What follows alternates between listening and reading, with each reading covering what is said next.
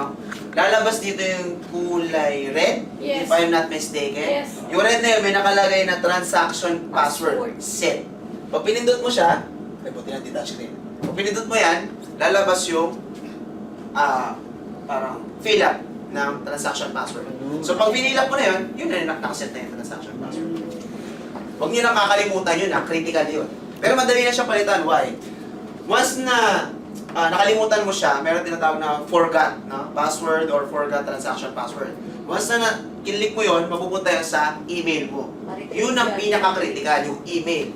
Pag mali yung email mo or hindi mo alam yung username password ng email mo, hindi mo na makuha lahat ng information dito. Kasi pag pinorgat mo lahat yan, pupunta yun doon, hindi mo na bubuksan. Ganun siya. Yun po yung mahirap. Question. Hi, sir. Paano natin malalaman yung difficulty level? Difficulty level. Good question. To get yung tinatawag na difficulty level, yung updated, dapat meron kang tinatawag na token. No? Token. Token. Ano gagawin ko sa token? Imamain ko siya. Pakita ko sa inyo. Nabawasan na ako na kasi. Gawin pa nila.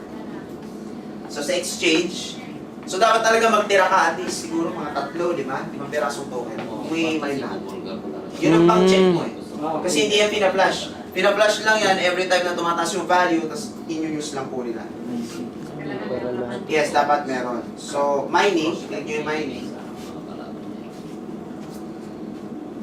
Pag click nyo yung mining, punta ka dun sa submit.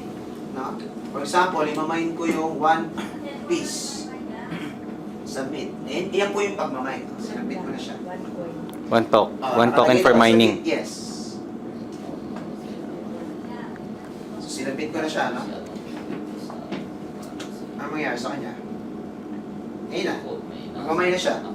Tanong, ano yung difficulty level niya? Punta ako sa accounts. One coin account. Ay, sorry. One token.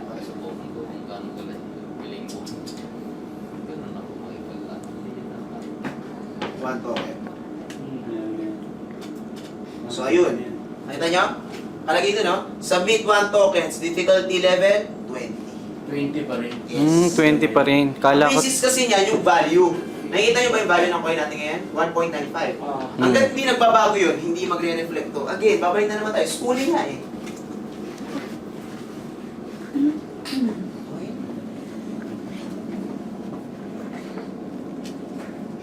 Value of coin is driven by difficulty level. Vice versa. Ganun siya. So pag hindi gumalaw to, palokohan na, hindi gagalaw to. Pag gumalaw to, gagalaw to. Pag gumalaw to, gagalaw to. Ganun lang siya. Nakasink in siya. Depende sa pasok ng Yes, yes. So ganun po yung pag-check nun. Kasi hindi naman siya everyday na pina-flash niya. Kung gusto niyo malaman, no? So, bawasan ko na yung token ko. So, nasagot na natin, no? Nakuha niyo na yung pera niyo, di ba? The process naman. Oo nga, or para sa isang piraso lang naman, okay lang yung walang problema. Talagang inihintay ko yun dyan. Sa network kasi nanggaling yan. So, next, dito tayo. AGC. Ikaw, ma'am, sir, alam niyo po ba yung AGC? Ibig sabihin yan? Sino nakakalam na AGC dito? Ilang good coin. Arum Gold Coins. Anong essence ng Arum Gold Coins? Ang essence ng Arum Gold Coins is backup. No? Ibig sabihin, siya yung nagbabackup sa tinatawag na cryptocurrency. Kaya ang tawag sa AGC is hybrid cryptocurrency. Why? Dual siya. Tangible, intangible. No? So, nasa system siya, same time, wala siya sa system. Ganun po siya katipid. Siya lang yung nag-iisa and nag-i-exist na hybrid Ibig cryptocurrency. sabihin, nasa system siya, intangible, at the same time tangible. Yes. Kasi meron siyang good. Gold. Yes. Actual. Actual. AGC. Nasaan yun? Sa tinatawag na gold vault. Ito yung gold vault ngayon. Yan. Nasa vault. Yung gold vault na yan, in-open yan last May. Nung nag-open sa Dubai. No? So, backup tayo ng gold. Bakit ba kailangan tayo i-backup ng gold? Parang central bank. Yun. Hindi mag Yung pera, na walang mayroong backup. equivalent na gold. Lagi pong ganun yun. Palaging may gold reserve. Yes, may reserve. Tama yun, sir. Thank you, Your Honor. So, so ayan, kita nyo na yung gold, no? Lipak-lipak na gold yan, di ba? So, yun yung gold vault natin. Under the sea yan. Ganun po siya ka. Kaya well secured. Yes, well secured. Grabe. No? So, matindi sa kanya, pwede mong computein dito. Why? May value din siya. London Exchange pa yan, ha? Oo. LMER. LSE. LMER siya. Yes, accredited. So, yung value niya, 32,000 Ano yan, updated yan? 32,000 euro per kilo. Wow. Yun ang value niya. So, may actual computation tayo dito. So, lalagay mo lang yung chat kung ilan yung AGC mo. Mawala na yung duda nyo dyan, ha? Yes. Secured na kayo. Pwede bang benta yung gold? Pwede. May value yun. Pero hindi pa ngayon. Nabutan niyo ba dito pumunta sa Sir Fernando? First time na namin. Maglalabas kasi yung company na tinatawag na another platform. Ano yun? Yun yung sa AGC. Pakita mo pa yung cancer. Yung gold natin eh mas mahal kaysa yung comparison actual Actual na gold. ngayon yung ibang gold diyan. Kasi, Mas mahal yung atin. Nandiyan yung presyo eh. Bakit mahal ba? Bakit mas mahal? kasi sa atin yung 99 po. Ano ba? 99.9. Ayun, ayun. 999.9. Pure gold. Almost perfect. Almost perfect. Yun na lang yun. Hindi lang ginawang 1000 eh. Almost perfect na. Wala lang gold eh. So, ganun po siya. Kaya nga siya hybrid cryptocurrency.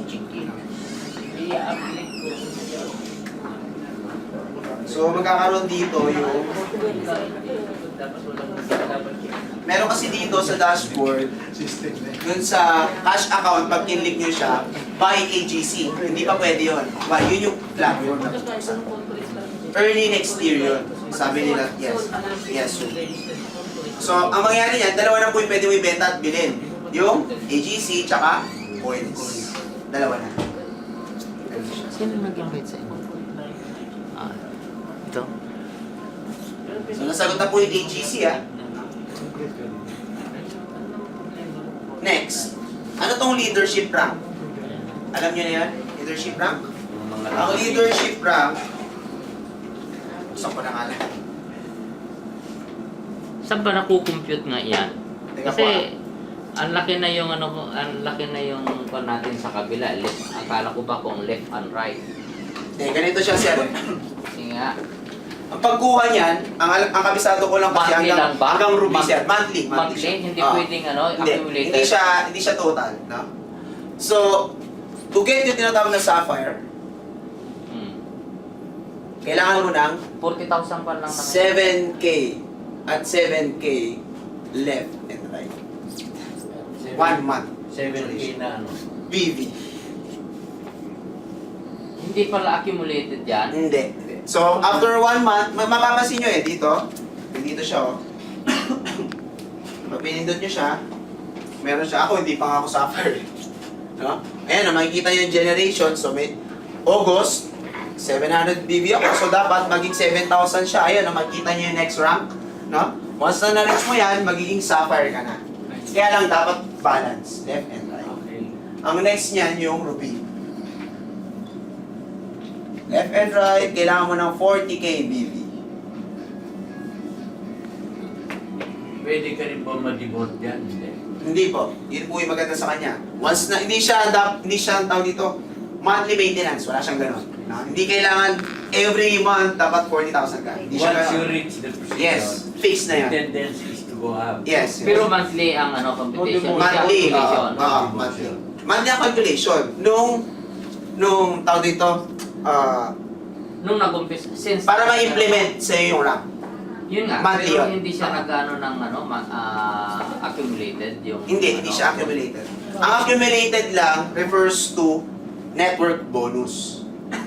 Sa income lang ng network bonus yun. Kasi non-stop yun eh. Pero dito sa ranking, ang computation yan monthly. As a whole. As a whole. But monthly. No? For example, start ka August 1. Ang katapusan yan, 30. No? Yun ang- Kung ano yung ma-accumulate mo dyan, that's it. Tapos na yan. After yan, next month, hindi mo na reach, back to zero ka. Back to zero ulit. Yes. Sayang, maano na yun. Kasi nangyari na sa akin eh. Ang hirap pala. no? Umabot na to ng... Akala ko kung accumulated. Hindi, mahirap siya actually. Kaya, turo ko na naman to. So, kaya pag magne-network ka, dapat talaga, meron kang tinatawag na structure. No? Bakit? Naman, difference. Parang consistent. Isang piraso ako. Isang piraso. Dalawa leader ko. Hindi gumalaw parehas. Ano mangyayari sa akin? Wala. Eh, pera naman ako. Di mo sa 7-header ako. No? Sa 7-header ako, ilan leader ko? 8. So, meaning, kahit hindi gumalaw yung nandito sa loob, gumalaw yung tag-isa dito, mag-generate ng PV. Accumulation for the ranking. Yun ang strategy doon. Maganda kasi dyan, nagra-rank na to, magra-rank pa to, magra-rank to. Bakit mo kailangan ng ganun? Kasi merong requirements sa tinatawag na yung susunod dito, diamond. If I'm not mistaken, 100,000 BV ata no? Per month, no? So para maging diamond ka, kailangan mo ng 2 ruby. Parang ganun. So mas maganda talaga pag in-network mo, minimum 7 But you start always from zero. Yes. Every month. Every month. Every month. Walang carry over. Pero hindi ka naman ma-demote doon. Hindi. Yun ang maganda ron. Pero yung ranking niya, you should achieve that level of production every month. Every month. Para okay. Kasi, nowhere to go but go up lang tayo. No? Higher level lang. Ganun siya. Ganun yung ranking po natin. So yan, may mga bonuses yan. If I'm not mistaken, yung Ruby ata yun or Diamond, may iPhone 6 or yung coin. Ko na yan. Yung May coin yung coin na 1 coin. Yung literal, KGC. kasi yung presumption nila dyan, once you reach that certain level, the only way for you is to increase your Yes, production. that's right. Because you are expected to get up to leaders. Kaya puro ascending yung kanila. Kasi, ang goal natin maging katulad ni Juha Pariala. Ano yun? Crown Diamond. Anong generation yan? 1.5 million BV? 11, right? Ano makukuha mo dyan? Ito lang yung matindi. Sing-sing niya? Or 30 million. Yun ang isa sa makukuha mo. Hindi niyan, grabe. Kaya design ito na global. Yes, global. Consistent. Kailangan global ka Global. talaga. Mahirap yung dito lang. Kailangan global. Global, ikot ka talaga. Ah. Sa ibang mga bansa. Kaya nang ginagawa mo, no? Yes. So, ginagawa na niya. Preferring small home focus. So, tapos na tayo sa leadership rank, di ba? Pati sa cash account. Trading account. Anong SS ng trading account? Alam niyo po kung anong SS ng trading account? Ang trading account is connected sa tinatawag na network. Why? Meron tayong tinatawag na cash flow. Tama? Anong ginagawa ng cash flow? Kumikita ka sa network. Nadidivide yan sa tinatawag na 60-40 ratio. So, paano siya dinidivide? Yung total bonus earning mo, dinidivide yan, 60-40. So, 60% cash account, 40% trading account. No? So, may trading account ka. Ano mangyayari sa trading account? Ibibili mo ng dalawa ng pagbibili mo dyan. Pwedeng token, pwedeng coins. Pero na siya simple. And tanong, pag binili mo yun, ano mangyayari dyan?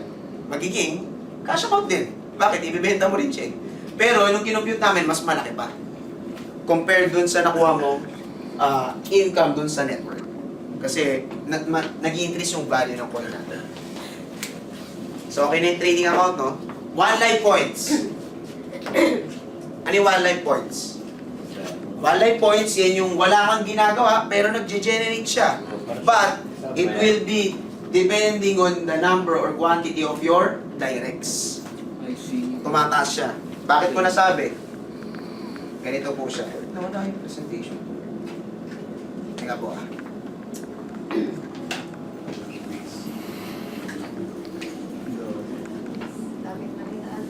Marami po. Lahat po na nakikita yung square doon, kitaan po lahat yun.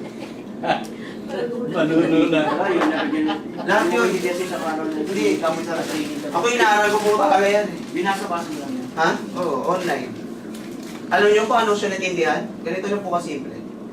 Hindi niyo po kailangan magtanong sa mga tao rito. Again, ano? Nasarado ko.